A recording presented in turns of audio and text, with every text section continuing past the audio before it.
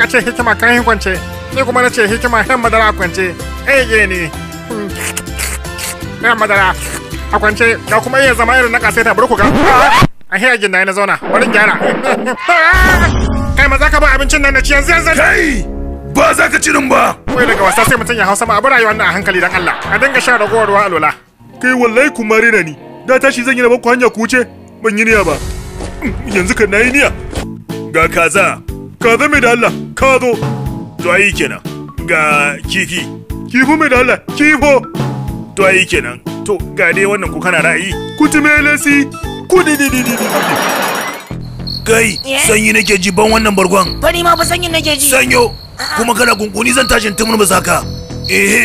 Maza ka yi mana wuta. Bari mu ga. Ege oga. To ita wannan ce kawai da ta dadi ni ana soyayya dole ne. Kin ga Allah ki yale ni. Kuti melesi. Lalle ma wannan jakar bari ki gani abin. Kai gaba ɗaya na rasa zan san kai na tsamar kai wayo mazaune na tsamar kai. Kaga wallahi sai na ci cincin nan. Ba ka ci din ba. Sai na ci. Cinco. Duk daren da zaki wallahi sai na ci cincin. To ka wuce din. Kaman waje na wuce. Ba za ka ci din ba. Ba za ka ci. Sai na ci wallahi na ga maka kaman waje. Ba za ka ci cincin nan na ga maka. Ba ka ci ba. Bari waje. Da abin da za. Yau ma za a ɗau hoton amma gaskiya yau kamar da dariya. Ka gane? Gwada mu ga. Haka. Bari mu gani. Ba kai sarkin gwalo ba? Bari saka gwalan kana bacci. Kuma dauki hoton kan sa a Facebook zaka gani ai.